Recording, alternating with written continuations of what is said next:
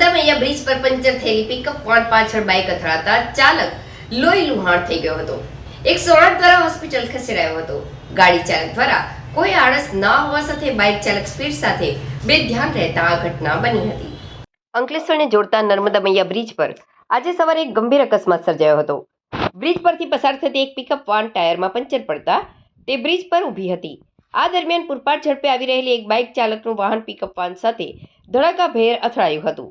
અકસ્માતમાં બાઇક ચાલકને ગંભીર ઇજાઓ થતા તે લોહી લુહાણ થઈ ગયો હતો. આ ઘટનાની જાણ થતાં જ સ્થાનિક લોકોના ટોળા એકત્ર થઈ ગયા હતા અને તાત્કાલિક 108 એમ્બ્યુલન્સને જાણ કરવામાં આવી હતી. ઇજાગ્રસ્ત યુવાનને તાત્કાલિક સારવાર માટે નજીકની હોસ્પિટલમાં ખસેડવામાં આવ્યો હતો. અકસ્માતને પગલે બ્રિજ પર ટ્રાફિક જામની સ્થિતિ સર્જાઈ હતી.